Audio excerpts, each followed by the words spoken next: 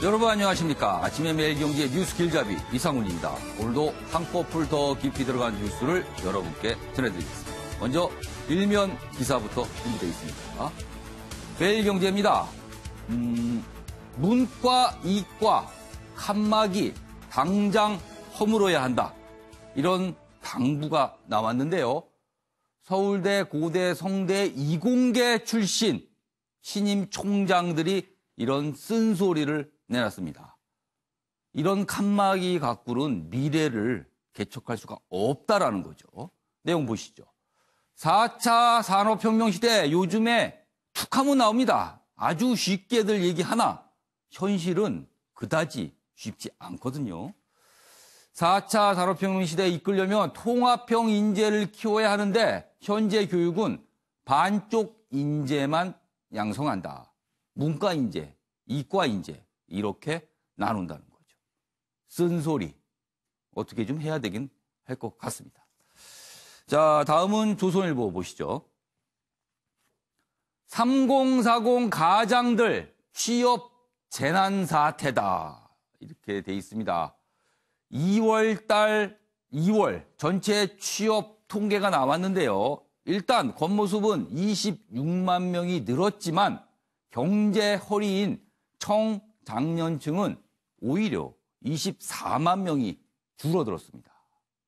그리고 특히 40대는 28년 만에 최대 폭으로 일자리가 줄었다. 그래서 3040 가장들의 취업 재난이다. 이렇게 설명하고 있습니다. 자, 이번엔 경향신문 보시죠. 일단 사진을 한번 좀 봐주세요. 어제 서울 한강이 가운데 흐르고 있고 양쪽에 서울의 모습이 비쳤는데요. 구름은 꼈지만 아주 쾌청합니다. 꽃샘 추위가 만든 맑은 하늘, 오늘도 춥다. 어제 바람이 꽤 쌀쌀했습니다. 그리고 약간 한기도 느껴졌죠. 그렇지만요, 추워지고 바람이 좀 부니까 미세먼지가 아주 옅어졌습니다. 추운 게 좋은 걸까요? 따뜻하면서 미세먼지가 있는 게 좋을 걸까요? 저는 개인적으로 추워도 미세먼지가 없는 게 좋지 않을까 싶은데요. 이 아래 기사도 보겠습니다. 승리 단톡방에 경찰총장이 걱정 말라 했다. 이런 표현이 등장합니다. 경찰총장. 이런 자리는 없어요. 경찰청장 아니면 검찰총장인데 경찰총장. 뭔가 좀 이상합니다. 뭐 일각에서는 뭔가 냄새가 나는 거 아니냐 이렇게 얘기도 합니다. 경찰 고위직과 유착 여부를 수사한다 이렇게 돼 있습니다. 자, 마지막으로 서울신문 보시죠. 신용카드 소득공제 2022년까지 연장한다 이렇게 돼 있습니다. 원래 이 소득공제가 뭐 일몰이 돼서 그만 없어지는 거 아니냐 이런 얘기가 좀 있었어요. 그러나 여론이 없애는 것에 대해서 좀 반발하는 모습이었죠. 당정청 근로자 세부담 경감 현행 유지하겠다. 기재부 축소 폐지 논란 비판 여론을 진화했다. 그래서 3년간 계속 그냥 소득공제를 받게 됐습니다. 자, 지금까지 일면기사 짚어봤고요. 오늘도 네 분 패널 나오셨는데요. 한 분씩 소개해드리겠습니다. 먼저 윤영걸 전 매경닷컴 대표 나오셨고요. 조대진 변호사, 김윤철 경희대 교수, 변한봉 변호사 자리하셨습니다. 안녕하세요. 안녕하세요.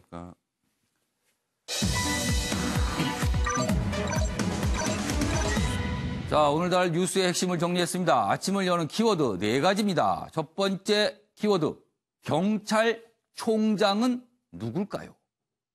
굉장히 궁금합니다, 지금. 두 번째, 미국판 스카이캐슬 터졌습니다. 두 전직 대통령. 마지막으로 북한 벤츠 리무진. 이렇게 4가지 키워드로 오늘 주제를 잡았습니다. 자, 그럼 첫 번째 이슈는요. 뭐니 해도 버닝썬 그리고 확산되고 있는 몰카 파문 다뤄보도록 하겠습니다. 첫 번째 기사 준비되어 있습니다. 기사가 이쪽에 있습니다. 일단 제목이 이렇습니다. 경찰 126명 합동수사팀 긴급 투입. 엄청난 인원입니다. 100명이 넘는 경찰이 투입된 겁니다. 수사 의뢰받은 검찰 직접 수사 의지도 있는 것 같다. 이렇게 돼 있습니다.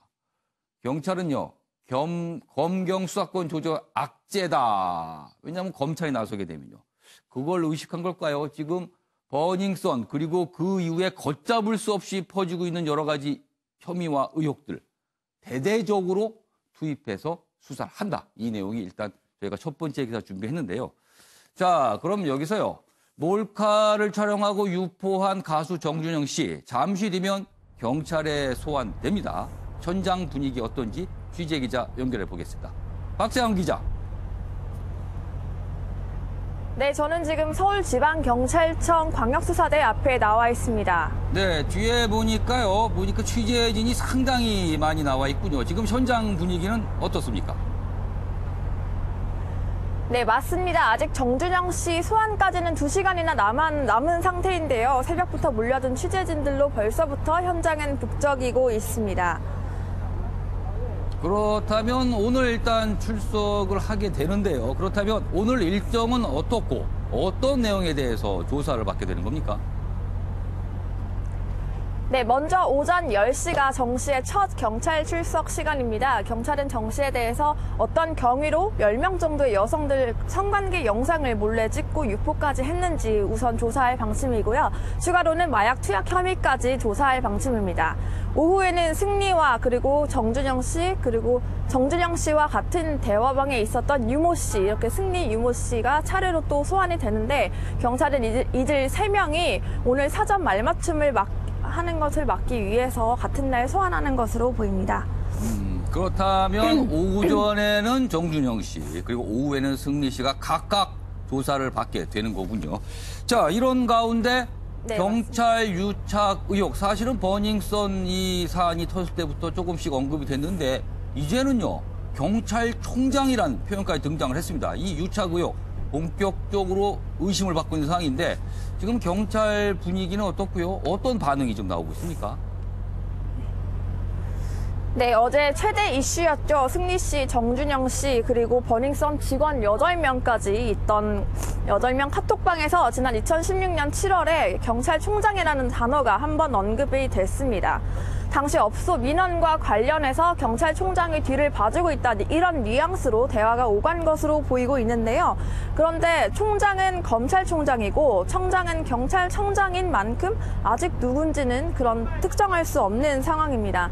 어제 당시 임기였던 강신명 전 경찰청장은 승리와 일면식이 없고 지금 벌어지고 있는 이 사태에 대해서도 전혀 모르고 관계가 없다 이렇게 해명을 했는데요. 오늘 경찰 조사를 통해서 해당 경찰 유착 의혹이 밝혀질 수 있을지가 관건입니다.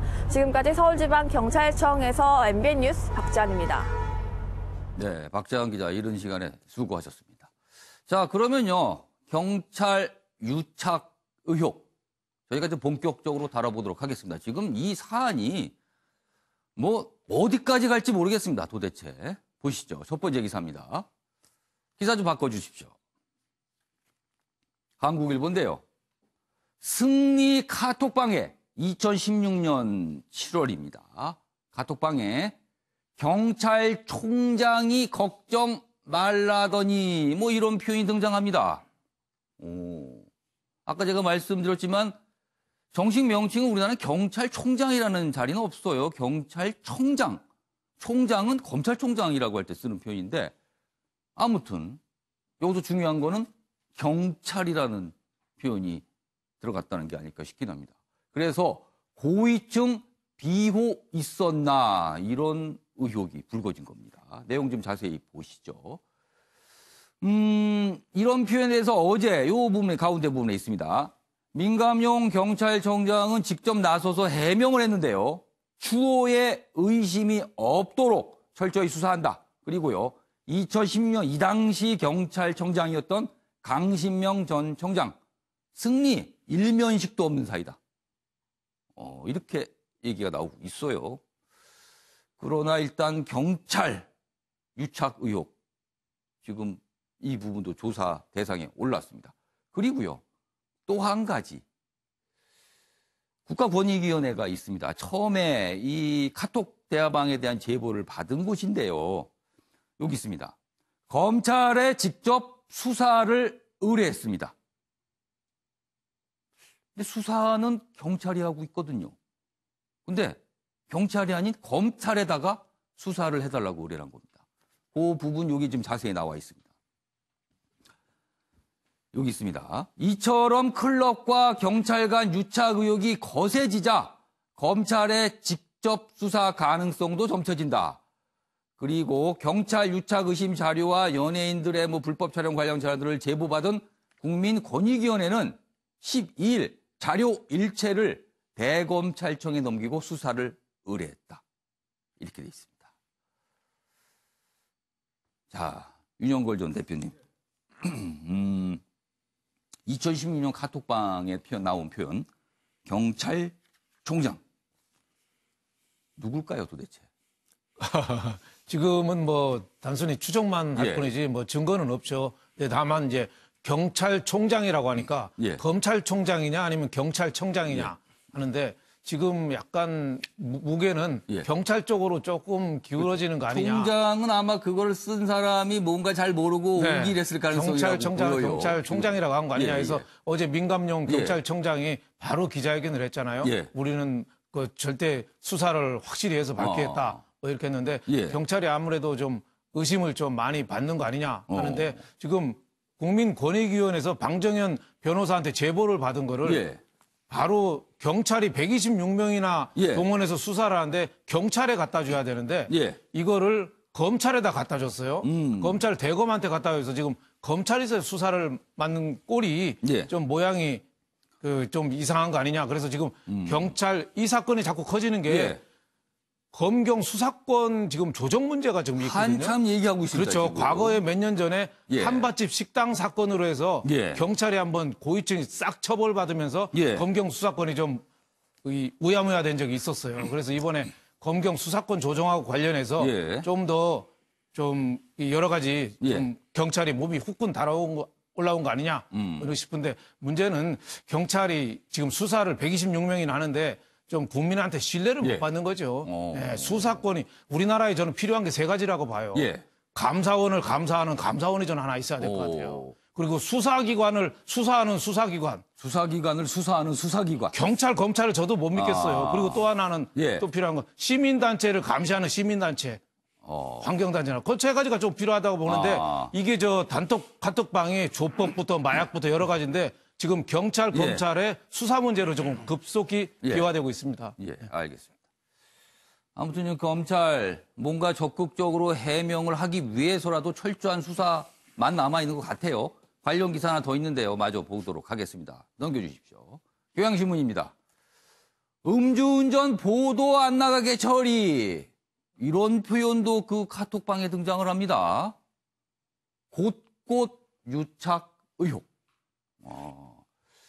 가수 승리, 정준영, 카톡방을 보니까 별의별 얘기가 다 들어있다는 거죠. 지금 이 카톡방 대화, 거기에 있던 여러 가지 내용들이 다 문제가 되고 있는 거예요, 지금. 여기 자세히 되어 있습니다.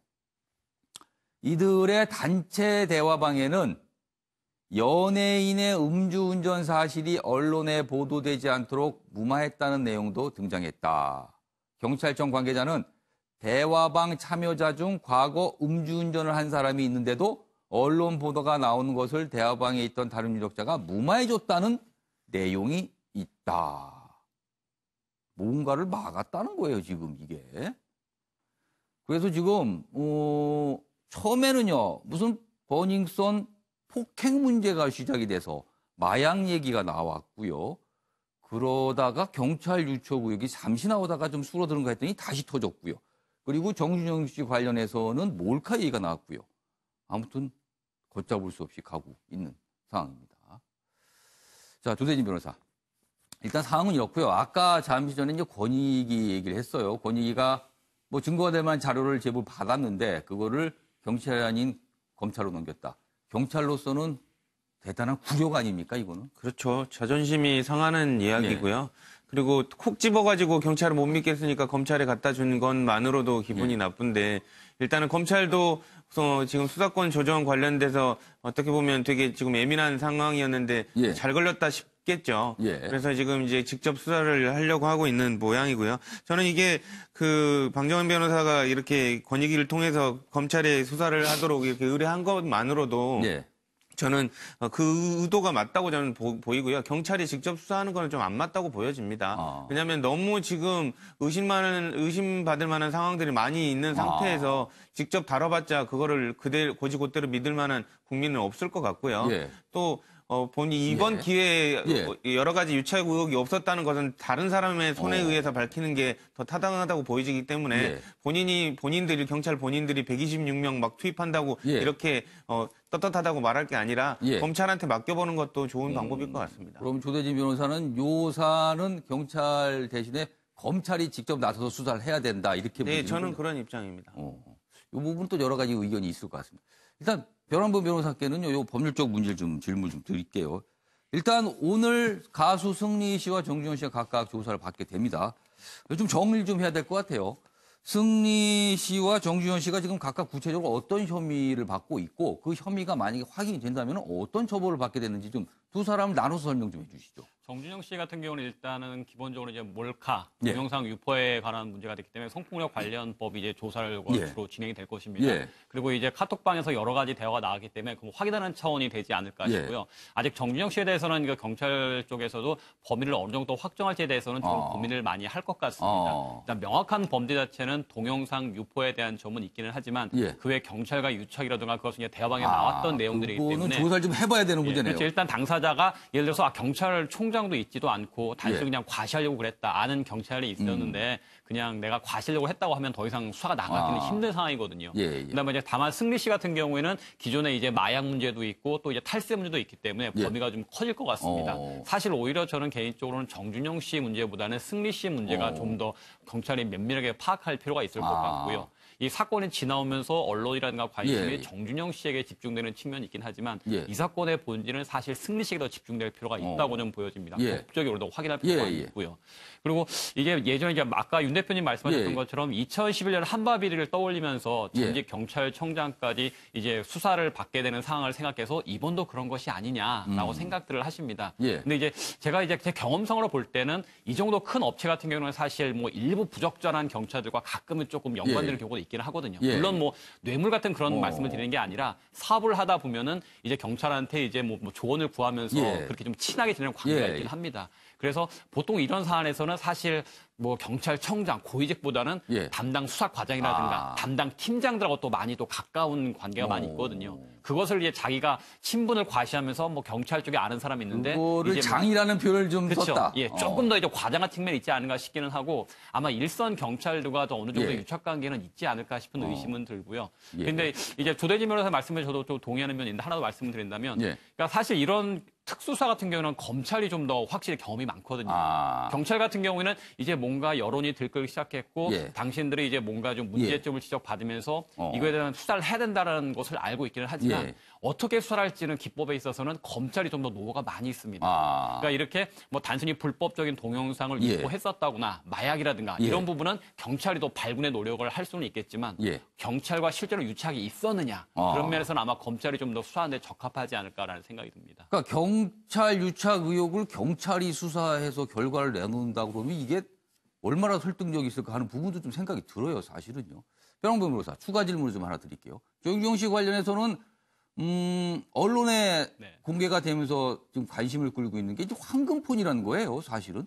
근데 거기에 이제 뭐가 담긴지 모르지만 이게 어떤 증거가 될 수도 있다라는 얘기가 있어요. 그렇다면은 경찰은 신속하게 이거를 확보해야 되는 거 아닙니까, 지금? 그렇죠. 사실 이제 핸 스마트폰이라고 하면서 예. 스마트폰 자체가 하나의 작은 컴퓨터거든요. 예. 그래서 이제 디지털 포렌식 업체에 맡기게 되면 과거 자신이 지은 문자라든가 카톡까지도 상당 부분이 복원을 할 수가 있습니다. 그래서 요즘 같은 경우에는 수사의 기본은 핸드폰을 빠른 시간 내에 압수수색을 해서 디지털 예. 포렌식을 통해서 정보를 가져오는 게 수사의 기본이 되고 있는 예. 것인데 지금 언론 보도에 나오는 것은 물론 이제 경찰과 정준영 씨 입장이 좀 다르긴 예, 합니다. 예. 업체 입장이 다르긴 하는데 한쪽에서는 경찰에서 오히려 디지털 포렌식이 안 된다는 확인서를 써줘라. 예. 오히려 경찰 증거를 인멸을 했다라는 얘기를 하고 있고 다른 한편에서는 그런 경찰 쪽에서는 그런 게 아니다. 경찰 쪽에서는 우리가 만약에 안 된다라면 그렇게 확인서가 필요하다라는 것을 요청했다는 것이지 우리가 적극적으로 디지털 포렌식을 당했던 것은 아니다. 또 그렇게 좀 진술이 엇갈리고 있습니다. 이것은 뭐 수사를 통해서 확정될 과정이긴 하지만 무엇보다 가장 중요한 점은 그 당시 가장 중요했던 정준영 씨 핸드폰에 대해서 제대로 디지털 포렌식이라든가 복원 작업이 이루어지지 않았다. 어떤 이유를 대던 그 당시에 수사가 미진했던 점은 있었다라는 점은 분명히 지적이 돼야 될 것 같습니다. 지금 변환봉 변호사가 말씀하신 내용이 이 기사에 있습니다. 잠시 소개해드리겠습니다. 여기 있습니다. 정준영 몰카 수사 중이던 경찰 이런 얘기를 했다 그래요. 휴대폰 복원 불가 확인서를 써달라. 민간 포렌식 업체에 요청하기도 했다. 그러니까 이 휴대폰을 정준영 씨 측에서 민간 업체, 포렌식 업체에다가 제출해서 뭐 어떤 조치가 지금 진행 중인 상황에서 휴대폰 복원 불가 확인서를 써달라. 전화를 하면 사실은 복원을 좀 어떻게든 해달라고 해야 되는 게 맞는 것 같은데 복원 불가 확인서 써달라 이런 얘기를 했다는 게 어제 또 보도가 됐어요. 일 방송에서요. 그래서 이 부분은 도대체 무슨 얘기냐. 그래서 자꾸 의혹이 커지고 있다. 이렇게 다루고 있습니다. 자, 이런 상황에서요. 지금 분명히 피해자가 존재하는데 지금 2차 가해 문제 이런 게 또 논란이 되고 있습니다. 저희가 그 기사 준비했습니다. 여기 있습니다. 번지는 정준영 지라시. 뭐 사람 이름이 들어가 있는 명단 같은 겁니다. 그런데요. 몹쓸 호기심이 2차 가해로 연결되고 있다. 이렇게 지적을 하고 있습니다. 피해 여성 뭐 14명 허위 리스트 만들어졌습니다. 그리고 이게 막 퍼지고 있어요. 정준영 동영상 포털 검색어 1위에 오르기로 했는데요. 피해 전문가들은요. 피해자를 알려고 하지 마라. 이렇게 얘기합니다. 그런데 명단을 만들어서 퍼지고 있는 상황입니다. 그래서 한국일보는 몹쓸 호기심이다. 이렇게 지적을 하고 있습니다. 김철 교수님, 본질은 이게 아니지 않습니까? 지금 피해자가 누군지 이걸 어떻게 이해해야 될까요? 뭐 사회적 관음증입니까? 뭡니까 이거는? 뭐 일종의 그런 증세라고 볼 수 있겠죠. 예. 그래서 특히 이게 이제 성 문제나 여성 문제 뭐 이런 관련해 가지고 좀 반복돼서 지금 예. 나타나고 있는 건데 기본적으로 우리 이제 좀 사회가 문화적으로 예. 그 좀 이런 피해자들에 대한 인권이라든지 이런 걸 어떻게 보호해야 된다라고 하는 그런 이제 규범이 좀 자리를 잡지 못하고 있는 것 아니냐. 예. 이제 그걸 계속 이제 확인하고 있는 그런 상황인 거고. 예. 또 한편으로는 이제 이게 자꾸 이제 그 어떤 정보를 그 정보 관련되어 있는 이 우리 예. 커뮤니케이션 환경이 예. 이게 이제 돈과 자꾸 연결되어 있다라는 거죠. 그러니까 예. 뭐 검색어 순위 오르고 뭐 예. 하고 하면은 자꾸 이제 돈과 연결이 되니까 예. 이런 부분들을 저 인권 부분도 잘 이제 그 고려를 하지 않고 자꾸 돈이 되면 이걸 이제 유포하거나 또 이제 호기심을 자극해서 자꾸 이제 보게 만든단 말입니다. 네. 그래서 지금 언론 같은 경우에도 상당히 이제 그 2차 가해를 좀 슬쩍 거드는 거 아니냐라고 하는 비판도 나오고 있거든요. 그래서 이 피해자가 이제 마치 이제 사실인지 아닌지도 그 모르는 상황에서도 누구인지 이렇게 알아볼 수 있게끔 만들면서 오히려 호기심을 더 자극하고 그런 소문들이 더 퍼지게 만드는 예. 이런 이제 좀 상업화라고 하는 상업성이라고 하는 것이 이제 너무 노골적으로 전 사회적으로 지금 자리 잡고 예. 있는 상황. 이런 부분 때문에 나타나는 현상 아닌가 생각이 듭니다. 예. 2차 가해 있으면 안 됩니다. 아침에 매일경제는요. 가해자와 협의자 중심으로 보도를 해드리겠다는 거 다시 한번 약속드리도록 하겠습니다. 했는데요. 이번엔 2명의 전직 대통령과 관련된 이야기가 오늘 신문에 각각 실렸습니다. 첫 번째 기사 보시죠. 한겨레입니다. 일단 사진 좀 보시죠. 이명박 전 대통령 어제 보석으로 석방된 이후 첫 재판에 출석을 했습니다. 그리고 재판을 받고 나가는데 주먹을 불끈 누군가를 바라보면서 하고 있습니다. 아마도 지지자로 추정이 되는 분들이 이제 어떤 환호 이런 걸 보내니까 본인이 주먹을 이렇게 불끈 쥐고 있는 모습. 오늘 많은 신문이 좀 싣고 있습니다. 기사 보시죠. 이명박 지지자들의 주먹 불끈 출석 구름, 이팔성, 강제구인 이렇게 제목이 돼 있습니다. 이팔성 전 우리금융지주 회장을 말하죠. 여러 가지 뭐 얘기가 있는데 일단 법원에서는 계속 부르는데 나타나지 않고 있습니다. 그래서 강제구인을 발부한다 이런 얘기입니다. 보석 일주일 만에 어제 첫 재판이 열렸는데요. 이명박, 이팔성 법정 대면이 불발됐습니다. 그래서 법원이 이제 조치를 취한 겁니다. 그리고요, 한편으로 검찰은요, 부인 김윤옥 씨 그리고 사위 이상주 씨 증인 신청을 했네요. 이 부분도 좀 이유를 좀 저희가 살펴봐야겠습니다. 자, 그럼 여기서요, 어제 이명박 전 대통령의 재판 출석 모습 영상으로 확인해 보겠습니다.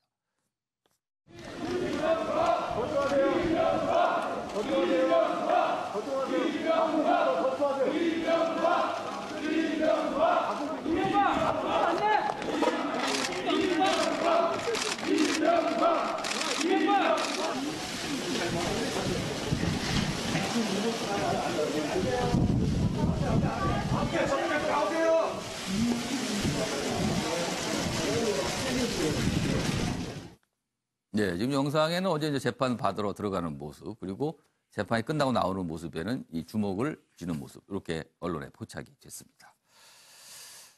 자, 윤영걸 전 대표님. 예. 이 주먹 불끈, 어떤 의미가 있을까요? 그리고 이명박 대통령은 어떤 생각을 하고 있었을까요? 저는 저런 모습을 보면 여러 가지 좀 씁쓸한 게 예. 우리나라 대통령 3명이 지금 재판을 받고 있거든요. 예. 전두환 전 대통령, 박근혜 전 대통령, 이명박 전 대통령. 그렇습니다. 그것도 좀 씁쓸하고 예. 이명박 전 대통령은 얼마 전에 예. 그 구치소에 있으면서 재판 받으러 다닐 때는 어지러워서 벽을 짚고 이렇게 다녔거든요. 그랬죠. 네. 그런 모습이었어요. 네. 호송차에서 내렸을 그렇죠. 때는 좀 벽을 짚고 네. 걷는 모습이었어요. 나오면서 주먹 불끈 쥐고 굉장히 당당하고 웃으면서 저런 표정을 지어요. 예. 물론 뭐 재판 결과가 최종심 나올 때까지 무죄 추정의 예. 원칙을 우리가 존중해 줘야 되지만 예. 저런 모습이 과연 좋을까? 음.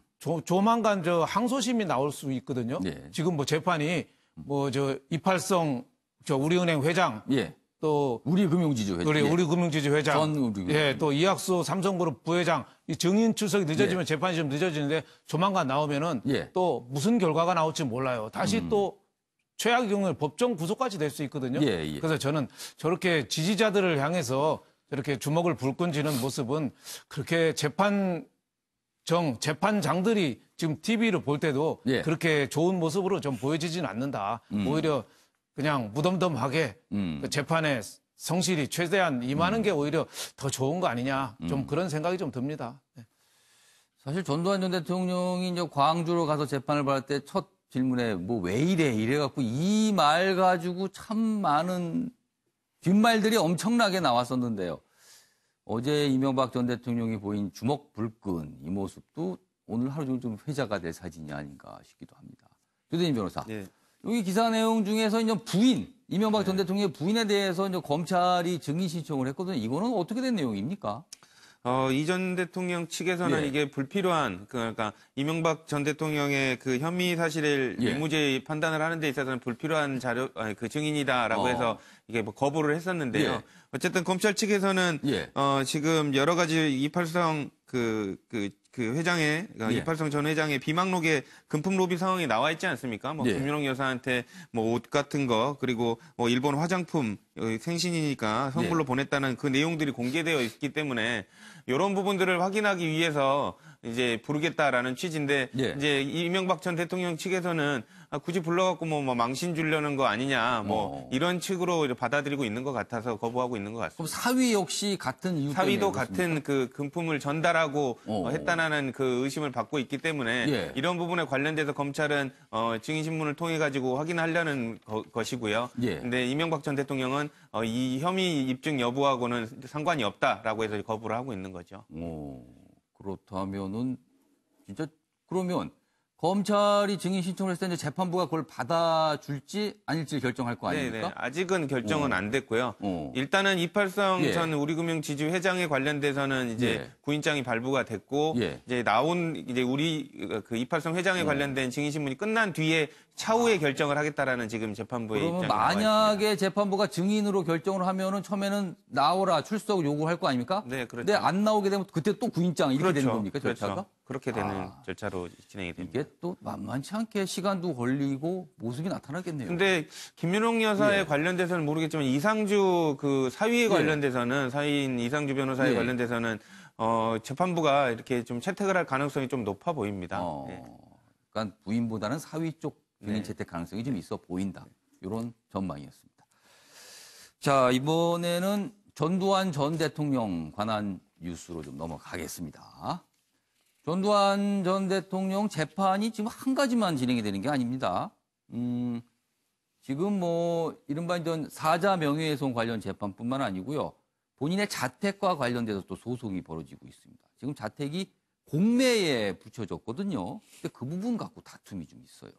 내용이 이렇습니다. 검찰, 전두환 집은 차명재산이다. 추징해야 된다. 이런 입장이고요. 반면에 전 씨 측 90세 노인이 사는 집인데 생존권을 위협하는 거다. 그리고 이 사안과는 지금 전두환 대통령이 갖고 있는 사안과는 이 집하고는 관련이 없다. 뭐 이렇게 주장이 맞서고 있습니다. 여기 내용 좀 보시면요. 이렇게 있습니다. 여기 빨간 네모로 돼 있습니다. 전두환 전 대통령은 내란 및 뇌물수수 혐의로 1997년 대법원에서 무기징역과 추징금 2,205억 원을 확정받았습니다. 이후 특별사면으로 석방됐지만 추징금을 모두 납부하지는 않아서 환수 절차가 진행돼 왔는데 그중 대상이 된 게 이 집입니다. 연희동 집. 그래서 지금 공매에 붙여져 있습니다. 그걸 팔아서 이전 이 추징금을 충당하겠다는 거죠. 자, 여기 내용 보면요. 가족 명의 연희동 집 법정 공방이다. 실질 소유자냐, 강제 집행 위법이냐, 뭐 이런 주장이 맞서고 있다고 합니다. 일단요, 변환범 변호사. 네. 지금 양쪽의 주장과 다툼의 이 지점은 어딘지 좀 자세히 설명 좀 해주시죠. 간단히 말씀을 드리면 전두환 전 대통령의 경우에 이제 추징금 1,000억 원은 아직 미납한 상황입니다. 예. 국가에서는 이제 계속 찾아서 이제 환수를 해야 되는데 전두환 전 대통령 앞으로 된 재산이 현재 없다라는 것이 문제가 되는 것이죠. 과거에도 이제 본인의 현금은 29만 원밖에 없고 특별한 재산이 없다라고 신고를 해서 더 이상 집행할 수가 없습니다. 근데 그러면 이제 검찰이 실제 들여다보니까 전두환 전 대통령 이름으로 된 재산이 거의 없다. 이런 그럼 이제 겁니까, 사실 지금? 집행을 못 하게 되는 것인데 그런데 이제 전두환 전 대통령이 살고 있는 집이 이제 부인인 이순자 씨의 명의와 며느리 등의 명의로 돼 있는데 이제 검찰이 볼 때는 과거 그 전두환 전 대통령의 부인인 이순자 씨는 특별한 직업이 없었고 이 집 자체도 전두환 전 대통령의 돈으로 마련한 집으로 보여진다. 물론 이 집 자체를 뭐 대통령 되기 전에 그 샀다고 하더라도 이미 경제 활동은 전두환 전 대통령만 경제 활동을 하고 있었고 그리고 이 집을 부인인 명의로 사놓긴 했었지만 돈 자체가 전두환 전 대통령이 마련한 거면은 결국에 전두환 전 대통령이 실질적 소유자를 봐야 되는 것이 아니냐라는 것이 이제 검찰 쪽의 주장입니다. 그러다 보니까 이거는 실질 소유자가 전두환 전 대통령이니까 우리가 이것을 추징을 해서 환수를 해야겠다라는 입장인 것이고 이순자 씨라든가 다른 가족들은 뭐 실질적인 뭐 돈을 내긴 했었지만 분명히 부부 별산제고 내 명의로 돼 있으면 내 재산인 거 아니겠느냐. 그러면은 부부간에 있어서 결혼을 해가지고 내가 한번 평생 동안 전업주부로 살아왔고 남편의 수입으로 재산을 읽었다면 다 뺏게 된단 말이냐. 그건 아니지 않느냐. 이혼할 때에도 부인의 재산 기여도를 고려해서 부인이 평생 전업주부를 했더라도 재산의 절반 정도는 인정해 주는 게 판례면 이 재산 자체는 내 거로 봐야 되는 것인데 왜 민법의 법리를 부정하고 그렇게 이 실질 소유자라는 얘기를 해가면서 다 뺏어가려고 하느냐. 90세 노인과 80세 노인을 집에서 쫓아내려고 하는 거냐. 너무한다. 라는 생존권 위협이다. 이런 얘기를 하는 그렇죠. 거군요. 이제 언론에서 이제 생존권이라는 표현을 쓰긴 했었지만 법적으로는 이것은 분명히 내 명의로 된 내 재산인 것이고 부부 별산제에 따라서 이것은 전두환 전 대통령이나 이순자 씨의 재산이다라는 그 법리적 주장을 좀 개진한 것으로 보여집니다. 김철 교수님, 참 이게 한마디 이렇게 아름답지 않은 모습입니다. 이런 다툼까지 벌어지고 있는 건데. 자, 지금 검찰과 전 씨 측 뭐 각각 다른 얘기가 나오고 있는데 이거 어떻게 보고 계세요, 지금?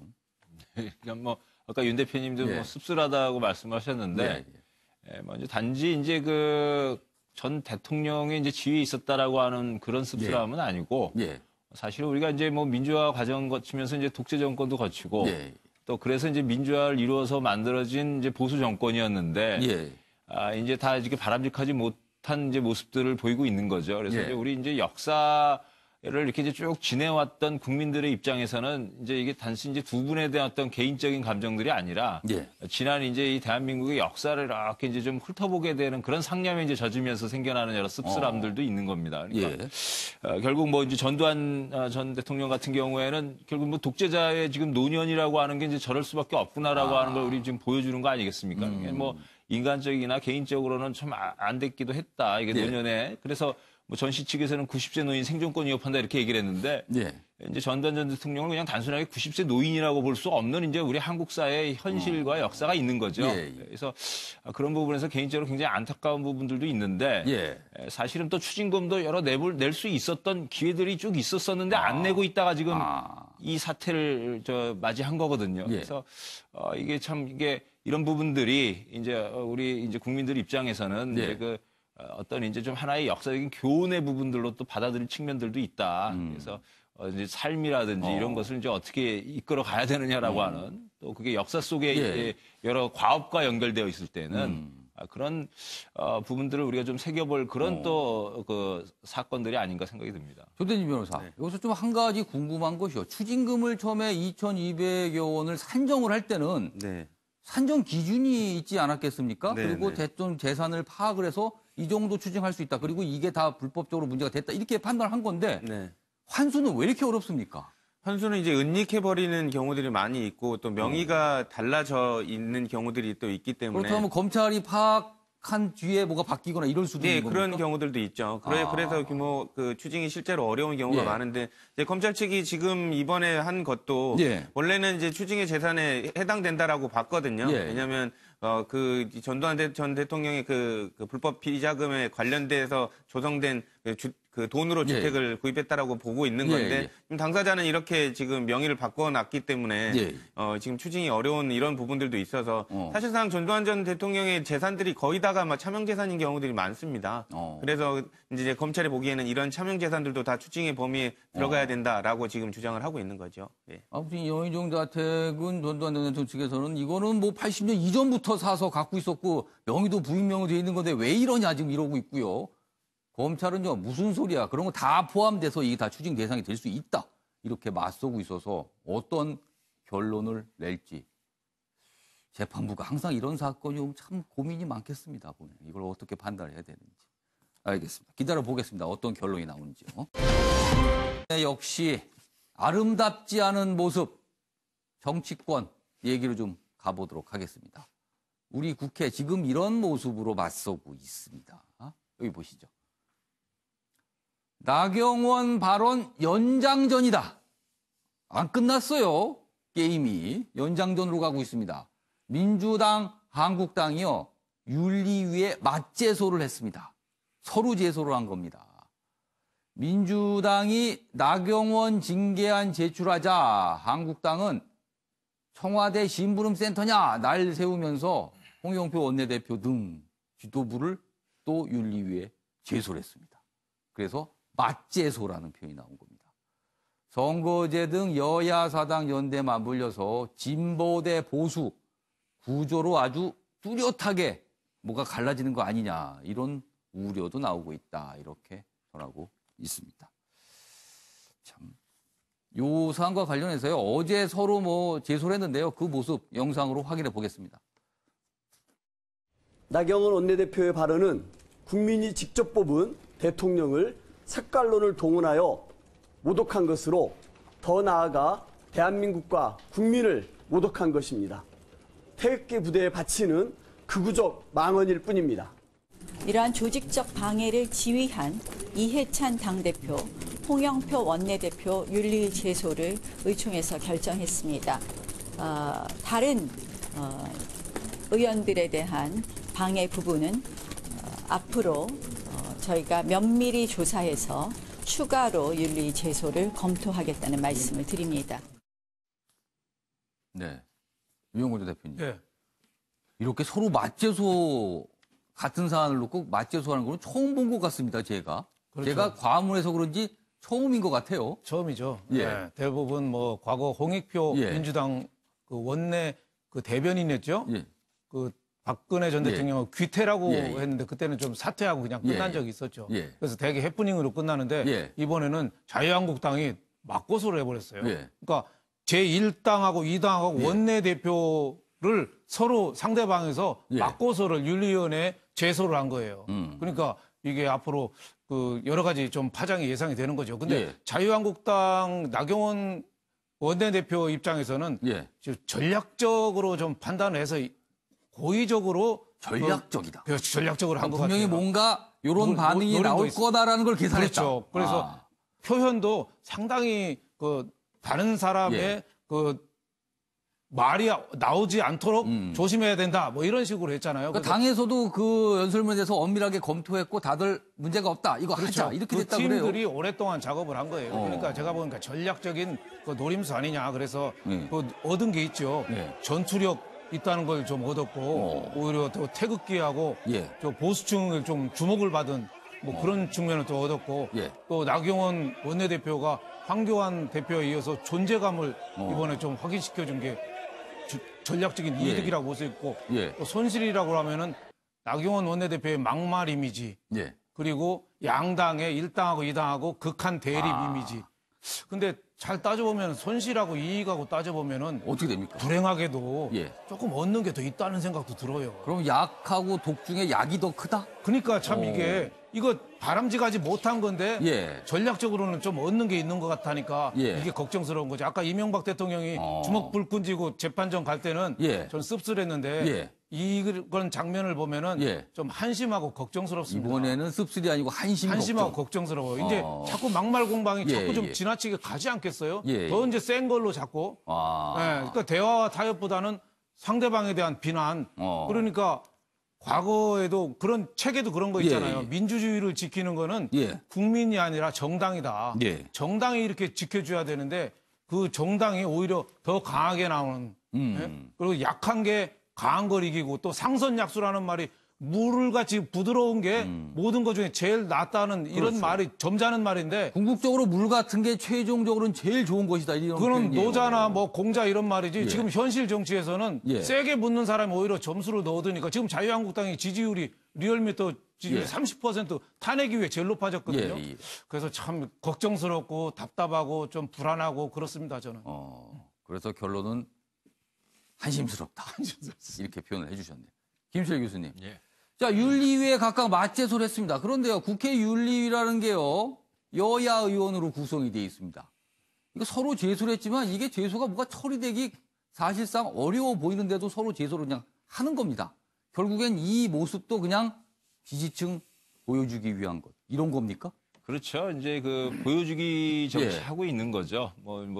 지금 원내 구성도 그렇고 윤리 자체도 그렇고 다 저렇게 자기들이 원하는 결과가 나오지 않을 거라는 게 너무나 이제 그 분명한데도 예. 서로 저렇게 이제 맞고서까지 판을 끌고 가는 거는 이제 싸워보겠다라고 하는 그런 이제 작전을 짠 것이고 예. 제가 이제 그 보면서 느끼는 예. 거는 이제 일단 나경원 원내대표 같은 경우엔 이제 원내대표라고 하는 게 아직도 우리나라 그 의회 정치에서 좀 자리를 못 잡았구나라는 생각을 하게 돼요. 그러니까 이 원내대표는 사실은 이게 이제 당대표와 달리 원내를 원활하게 좀 돌아가게 만들어야 되거든요. 그러면 자기 당에 가서 좀 양보도 얻어내고 이런 역할들을 해야 되는 겁니다. 예. 타협안도 만들어내고. 근데 나서서 먼저 막 이제 그 심기를 건드리거든요. 그러니까 이게 이제 지금 국회에서의 어떤 역할이라고 하는 부분보다는 예. 이게 이제 당쟁이나 정쟁 부분에 이제 저 중심이 되어 있는 그리고 그냥 하나의 그냥 지위인 거죠. 그러니까 이제 정치 권력을 예. 접근하게 하는 지위로만 지금 원내대표직이 이용되고 있는 거 아닌가라고 하는. 그래서 예. 우리 의회 정치 발전을 위해서도 원내대표의 직위가 뭘 하는 것인가에 대해서 다시 좀 검토가 필요하다는 생각이 들고 예. 또 한편으로 저는 이제 여당은 좀 그렇다고 생각이 듭니다. 뭐냐면은 여당의 리더십은 갈등을 자꾸 키우는 게 아니라 해소하는 데 있다고 좀 보여지는데 자꾸 지금 맞고서 이제 먼저 윤리 제소한다 그러면서 예. 갈등을 키워가거든요. 근데 이런 부분도 저는 대통령이시든 아니면 저 여당의 대표이시든 간에 나서가지고 좀 유머를 치면서 굉장히 갈등을 해소해가지고 오히려 저렇게 치고 나온 저 야당을 부끄럽게 만드는 그런 식으로 나가야 돼요. 근데 그러면은 어떤 유머를 표현하세요? 뭐 예를 들어 이런 게 있습니다. 윈스턴 처칠이 예. 이제 외교 정책 관련해 가지고 막 야당 예, 비판을 했어요. 거짓말쟁이라고. 예. 원래 거짓말쟁이란 말도 쓰면 안 되거든요. 예, 저 영국 의회나 예, 미국 의회에서. 그런데도 불구하고 그때 이 처칠이 뭐라 그랬냐면 예. 맞다, 거짓말이다. 근데 이제 진실이 워낙 소중하기 때문에 거짓말이란 경호원이 필요하다. 이런 명언을 남겼어요. 그 말한 사람이 굉장히 머쓱했겠네요. 머쓱하죠. 뭔가 좀 이런 식의 좀 정치들을 해야 되는데 예. 이거 뭐 B급 드라마도 아니고 뭐 C급 막장 드라마예요. 그냥 이제 싸움하면서 예. 이 싸우기를 원하는 화가 나 있는 사람한테만 지지를 해달라는 얘기거든요. 예. 다수 국민들로부터 자꾸 정치가 불신받고 예. 국회 신뢰도가 5%도 안 돼요. 예. 그럴 수밖에 없는 정치들을 하고 계신 거죠. 이게 저렇게 해가지고 도대체 무슨 나라를 이끌고 뭐 한다라고 할 수 있을까? 예. 이게 이제 진짜 지금 이렇게 가다가는 예. 정말 뭐 옛날 유행어가 있었습니다. 예. 이끌어라. 못하면 떠나라 이거죠. 아. 근데 이제 진짜 정치를 그만두셔야지 저렇게 해서 정치를 어떻게 할 건가. 힘이 진짜 걱정스럽습니다, 정말. B급도 안 되는 막장급이다. 이렇게 지금 혹평을 해주셨고요. 이끌지 못할 거면 떠나라. 이런 질문을 받을 수 있다. 이렇게 또 혹대기도 해주셨습니다. 아름답지 않은 모습, 이 정도로만 다루겠습니다. 저희가 다른 주제로 가도록 하죠. 이번에는 북한과 유엔, 어제 유엔 보고서가 공개가 됐는데 몇 가지 좀 주목할 만한 내용들이 담겨 있습니다. 첫 번째 내용 보시죠. 유엔, 북한이 영변 원자로 여전히 가동하고 있다. 유엔 보고서, 유엔 대북 제재위원회 보고서가 나왔는데요. 거기에는 영변 원자로 지금 가동 중이다. 이런 평가를 했어요. 그런데 며칠 전에 우리 국정원은요, 중단됐다라고 했거든요. 그렇다면은 유엔 보고서와 국정원 보고가 내용이 다른 겁니다. 그래서 이게 어떻게 된 건가 이런 의문들이 일부 있어요. 내용 보시죠. 대북 제재 연례 보고서 작년 2월에서 4월에 며칠간 시설 점검 그리고 이후 9월, 10월에 2달간만 가동을 멈췄지 나머지는 가동을 하고 있답니다. 아주 구체적입니다. 내용이요.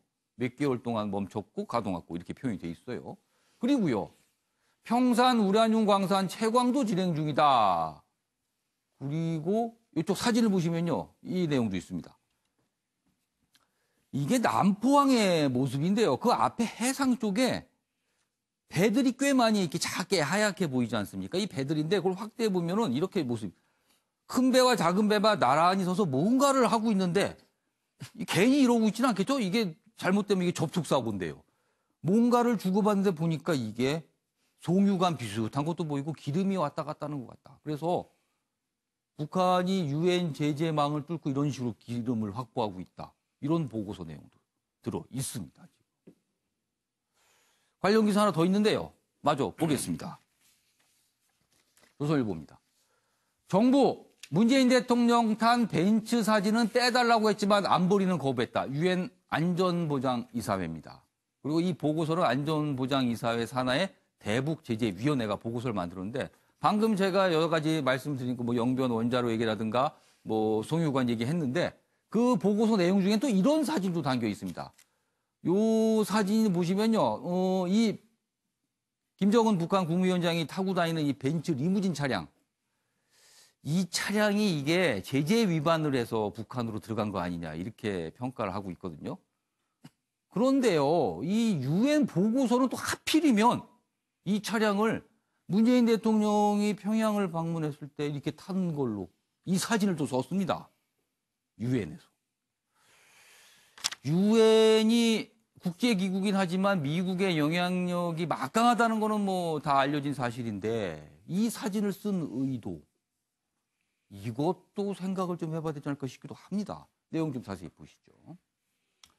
유엔 북제재 위반 사치품 차량 보고서에 문 대통령 평양 사진이 실렸습니다. 지금 방금 보신 사진. 올 초 정보 입수한 정부는 게재를 막으려고 총력전을 펼으나 실패했답니다. 그래서 보고서에 들어갔다. 제재위는 청와대 경호처에 그날 탄 벤츠 연식 고유번호 알고 있나 이렇게 문의를 했다고 합니다. 요 차량 이 사치품이라서 들어가면 안 되는 건데 들어갔다. 이렇게 유엔은 판단을 하고 있는 겁니다. 자, 두 가지 사안 봤습니다. 윤영걸 전 대표님, 저희 조대진 변호사님 쭉 계신데 일단 변환범 변호사. 네. 일단 이 사진 부분과 그리고 영변 원자료에 대해서 유엔과 국정원의 보고 내용이 달랐다는 부분. 이게 어떻게 좀 이해해야 됩니까? 이 두 가지 사안을. 영변 원자로의 국정원 보고서에 예. 있어서는 우리 정부가 대화를 위해서 너무 많은 것을 양보하고 있지 않느냐라는 좀 아쉬움이 듭니다. 예. 그러니까 사실 우리 정부성 기존의 지적적인 입장이 영변이야 핵시설이야말로 북한 핵시설의 상징이기 때문에 예. 거기에 대한 핵폐기를 하겠다는 것은 실질적인 비핵화다라고 예. 그동안 줄곧 얘기를 해왔었습니다. 근데 이번에 북미 정상회담에서 미국에서는 이미 영변 핵시설에 준하는 상당한 시설들이 별도로 있었고 북한에서는 설마 이것을 미국이 알겠느냐라고 생각했었는데 그 정보를 들이미니까 이제 북한이 상당히 당황을 했었죠. 예. 근데 우리 정부는 여태까지 거기에 대해서는 전혀 언급을 하지 않았습니다. 물론 나중에는 우리도 알고는 있었다. 라고 얘기를 해서 논란을 더 키워버렸죠. 알면서도 그러면은 계속 가만히 있었다라는 것이냐 얘기가 돼버리는 거니까. 일각에서 아쉬운 점이 북한과의 대화를 위해서 너무 많은 것을 양보하고 포기하고 있지 않느냐. 어쨌든 아직까지도 북한은 우리의 잠재적인 주적이고 ICBM이 미국을 겨냥한다면 북한에 있는 핵 자체는 여전히 우리에 대한 큰 위협 수단이 되고 있는 것인데 우리에 대한 핵이 아니다라는 지나치게 감성적인 논리로 지나치게 양보하고 있는 것은 아니냐라는 생각이 들고 있고요. 대북 제재위원회 전문가 패널 사진을 볼 때는 유럽이라든가 미국에서도 예. 대북 제재에 있어서 한국이 좀 공조를 맞췄으면 좋겠다. 물론 남북 간의 대화와 평화를 강조해서 나가려는 심정을 충분히 이해하지만 국제적인 차원에서는 비핵화에 있어서 어느 정도 실적인 조치가 이루어졌을 때만 같이 간다라는 공조를 맞춰달라라는 좀 강력한 좀 항의가 있는 것 같습니다. 이제 사진에도 나오겠었지만 저 사진이 나간다고 할 경우에는 단순히 외국에서 볼 때는 한국도 대북 제재를 무력화시키는 데서도 뭔가 동참하는 것이 아니냐 공모의 인상을 줄 수밖에 없습니다. 그리고 사실 저 사진이 실린 다음날 국내 언론에서도 이 벤치 같은 것은 사치품으로서 대북 제재 품목이 되는데 북한이 어떻게 들어갔느냐라는 의혹이 나왔었거든요. 그럼 사전에 그 청와대에서도 북한과 그 의존에 대한 조율을 할 때 벤치를 이용한다고 하면 이건 대북 제재 품목이 될 수 있기 때문에 차라리 우리가 간 차를 이용하자 아니면 다른 차를 쓰자라고 조율을 했었는데 거기서 전혀 조율이 안 됐다는 얘기죠. 그러니까 이것은 외국에서 볼 때도 국제적으로 볼 때도 대북 제재에 있어서 한국이 좀 공조를 맞췄으면 좋겠다라는 좀 사인을 준 것 같습니다. 조대진 변호사, 이 벤츠 리무진 차량 이 사진 전체적인 이 보고서 내용을 보면 굳이 이 사진은 없어도 될 것 같습니다. 보면요. 왜냐하면 다른 사진들이 꽤 많이 있었기 때문에요. 근데 이걸로 보면 이거 분명히 어떤 의도가 읽기도 한데 이거 미국의 압박입니까? 어떻게 이걸 해석을 해야 될까요? 국제사회가 조금 좋게 바라봐줬으면 좋겠습니다. 그 제재위원회에서는 북한의 탄 벤치의 연식이나 이런 거 확인했냐라고 물어보는데 그 연식 얘기하고 확인하려고 그랬으면 저 차에 탔겠습니까? 말도 안 되는 얘기고요. 북한이 잘했다는 게 아니라 큰 흐름 속에서 이런 것들을 좀 봐야 된다는 생각입니다. 우리나라가 끌려다닌다는 게 아니라 지금 북한이 변화하려고 하는 시도를 지금 하고 있는 과정이기 때문에 그런 과정의 큰 그림을 봐야 되고 또 그러면 국제사회도 어느 정도 북한이 움직일 수 있는 제재 해제라든지 이런 걸 보여줘야 되는데 무조건 항복하라는 사이드로 지금 가고 있거든요. 그렇기 때문에 재판에서도 계속 한 사람을 의심을 하면 결과적으로 조정이라는 게 이루어지지가 않습니다. 그렇기 때문에 북한한테는 물론 경계도 해야 되지만 기회를 주는 국제사회의 시선이 좀 필요하지 않나 이렇게 생각을 합니다. 그러니까 지금 뭔가 좀 기회를 주고 조정이 좀 필요할 때가 아닌가 이렇게 좀 판단을 하시는 거네요. 윤영근 전 대표께서는 어떻게 보셨어요? 미국이 심기가 굉장히 불편한 게 나타나는 거죠. 지금 나경원 원내대표가 문재인 대통령은 김정은의 수석 대변인이라고 했잖아요. 그래서 지금 난리가 났잖아요. 근데 그 부름보고통신에서 벌써 보도를 했었잖아요. 문재인 대통령은 수석 대변인이라 김정은의 대변인이다. 그래서 외신 보도를 해서 과거에도 좀 논란이 좀 된 적이 있었어요. 그러니까 그 맥락과 이런 맥락이 좀 연결돼 있는 것 같다. 이어진 거죠. 그러니까 하노이 회담에서 드러난 게 세 가지입니다. 하나는 미국의 뜻. 비핵화 먼저 하지 않으면 그다음에 제재 하나 없다. 단계적이고 뭐고 없다. 그리고 또 하나는 김정은의 뜻. 상응 조치 안 하면은 우리 비핵화 안 할 거야. 비핵화 말은 했는데 미국이 먼저 제재 완화 동시에 교환 안 하면 안 해줄 거야. 그 두 가지. 또 하나는 뭐냐면 우리나라가 중재자라고 그러는데 중재자는 당사자지 중재자가 될 수 없다. 그래서 요새 말을 바꿨잖아요. 우리나라가 촉진자라고. 문정인 외교특보가 중재자가 아니라 촉진자라고 했는데 중재자 역할은 당사자로서는 우리가 우리가 아랍이나 저기 살면 중재자 할 수 있는데 완전 제3자는 아니다라는 우리가 거네요. 당사자인데 거래가 안 된다는 거죠. 예, 그래서 예. 미국의 뜻은 지금 예. 확고하기 때문에 예. 먼저 비핵화한 다음에 해야 되는데 왜 한국이 우리 우방인 대한민국이 자꾸 북한 편 들어서 제재 해제를 자꾸 금강산도 얘기하고 개성공단도 얘기하냐. 그러니까 미국에서 지금 딱 잘라서 단답형으로 예. 한마디 하잖아요. 노. 큰 소리로 노 그러잖아요. 그러니까 미국의 뜻이 그렇게 우리랑 반대로 갖고 예. 유엔에서 저 대북제재 보고서에서 김정은하고 문재인 대통령이 벤치 탄 거를 저렇게 낸 거는 미국의 불편한 입장을 표시한 거다. 저는 이걸 좀 이렇게 봅니다. 빼달라고 그렇게 했는데도 안 빼준 걸로 봐서는 참 그렇죠. 이걸 기업체에서 어떻게 할까요? 언론사 갑자기 기사 빼달라면 잘 안 빼주잖아요. 평소 관계 좋으면은 그냥 쑥 빼줄 수 요즘은 있잖아요. 뭐 거의 빼는 일이 없습니다. 안 빼줍니다. 그런 일. 아니 그거는 이제 보도할 여러 가지 만하면 다 보도합니다. 여러 가지 하여튼 뭐 예. 관계가 평소에 좋으면은 예. 뭐 다른 사진으로도 할 수 있고 하는데 예. 꼭 저 사진을 넣은 거는 예. 굉장히 불편해한다 이걸 볼 수 있겠습니다. 알겠습니다. 아무튼 유엔 제재위원회 보고서 뭐 여러 가지 내용을 좀 담고 있습니다. 미국 얘기로 좀 가보겠습니다. 미국 입시 비리가 터져서 발칵 뒤집혔습니다. 미국이요 지금. 그 내용 좀 소개해드리죠. 뭐 남의 나라 입시긴 하지만 참 이런 일도 다 있구나 싶습니다. 뒷문 옆문 다 뚫린 USA 캐슬이다. 이건 스카이 캐슬 뭐 이런 거에 좀 따온 것 같으네요. USA 캐슬. 미국 최악 입시 비리로 발칵 이렇게 돼 있습니다.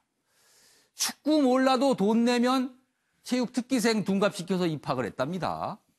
그리고 SAT 이거 미국 뭐 우리는 수능 시험이죠. 대리 시험, 답안 바꿔치기 이런 일도 벌어졌답니다. 세상에 이런 일이 있었군요. 관련 대학은요 예일대, 스탠퍼드, UCLA 등 명문 대학인데 입시 부정 발생했답니다. 8년간 부유층 자녀 다수 부정 입학. 뭐 위기의 주부들에 나오는 허프먼 등 50명 기소됐다. 유명인들입니다. 이른바 상류층들. 다음 기사 보시죠. 동아일보입니다. 미국 스타 그리고 기업 CEO 연루 초대형 대입비리 뒷돈만 283억 원. 엄청나군요. 명문대 코치를 매수해서 체육특기생을 입학했고 SAT 답안 조작해 400점이 껌충 뛰었다. 우리나라도 SAT 준비하시는 분 많을 텐데 참 까무라칠 노릇입니다. 이렇게 하니. 뭐 조정 운동 사진 찍어서 지원서 위조했다. 명문대들 예일대, 스탠퍼드대 등 입학시켰다. 여기 보면 이렇습니다. 이런 분들이 뭔가 나쁜 생각을 하고 돈이 갑니다. 그러면은 여기 뭐 브로커, 입시 브로커가 그걸 받아서요. 대학 입학처 관계자, 운동부한테 넘기고요. 그리고 시험 감독관, 그리고 대리 수험자한테 가서 입학을 시킨답니다. 미국 검찰이 잡아냈습니다. 자, 그럼요. 뭐 미국 검찰의 발표 내용 영상으로 확인해 보겠습니다. This case is about the widening corruption of elite college admissions through the steady application of wealth combined with fraud. There can be no separate college admissions system for the wealthy, and I'll add that there will not be a separate criminal justice system. I think there absolutely are victims. I think it's any student who deserved to get in, who worked really hard.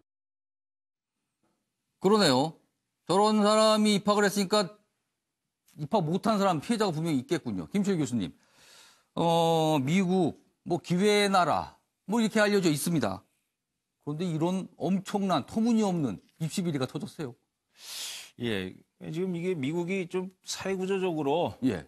두 가지 이 병을 앓고 있구나를 이제 우리가 좀 확인할 수 있는데 하나는 이제 그 교육마저도 이제 돈이 주도하는 시장으로 만들어 버렸다라고 하는 거고 또 한편으로는 이게 지금 미국 사회도 지금 먹고 사는 게 이제 힘들다라고 하는 걸 보여주는 겁니다. 이제 이 비리를 저지르면서도 먹고 살아야 되는 굉장히 절박한 상황들에 온 거죠. 지금 뭐 미국이나 영국 뭐 세계 불평등 제일 최고로 높은 나라이고 예. 지금 뭐 고용 시장도 그렇고 뭐 꽁꽁 얼어붙어 있는 나라거든요. 예. 또 이런 가운데 이제 결국 보십시오. 이게 지금 단순하게 입시 브로커만 있는 게 아니라 그 학교 당국자부터 뭐 해가지고 예. 등등 다 연루가 되어 있지 않습니까?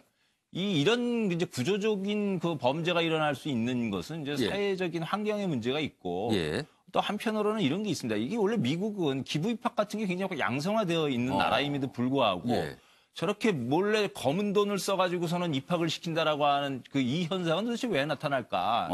이게 이제 기부 입학이라는 게 이제 단지 돈만으로 되는 건 아니거든요. 그 가문이나 그 학생이나 등이 얼마만큼 기부 입학을 받아주면서 할 수 있는 좀 명예로운 학생이냐 그래도 이거예요. 웬만한 자격은 있어야 된다 이 소리군요. 그렇죠. 근데 이제 그런 부분들이 아니라 이게 이제 완전히 돈이 위주로 되어 버리니까 이제는 예. 이제 그걸 다 돈으로 메꿔보려고 하는 거죠. 이게 이제 미국이라고 하는 사회도 상당히 이제 그나마 미국 사회를 건강하게 최강대국으로 유지시켰던 예. 중요한 부분이 예. 일종의 이제 신의 계시에 의해 만들어진 나라로서의 어떤 명예 뭐 이런 부분들이 이제 좀 있었단 말이에요. 그래서 예. 정신적인 측면들이. 예. 근데 이제 이런 부분들이 굉장히 이제 허약해지는 거다. 결국 아까도 말씀드렸듯이 이제 돈이 주도하고 예. 교육도 또 한편으로 먹고 살기 힘들어지는 이런 상황 내에서 완전히 이제 지금 미국이 자랑스러워하고 미국을 지탱시켜 왔던 여러 가지 이제 그 윤리 같은 것들이 네. 상당히 이제 위기에 처해 있다라는 걸 이제 보여주고 있는 것 아닌가라는 생각이 좀 들었습니다. 특정 종목은 해보지도 않은 학생을 그 종목 특기자로 입학을 시키고 이래요. 이게 참 미국 상류층의 무슨 어떤 대물림에 대한 집착, 완전히 삐뚤어진 생각을 해서 이런 일이 이게 뭐 벌어지는데 사실은 상류층이 아닌 거죠. 그 말이 상류층이 상류라고 하면 모든 게 재산뿐만 아니라 인식, 무슨 판단, 가치관 다 높아야 되는데 돈만 높았군요. 돈만. 그렇습니다. 그렇습니다.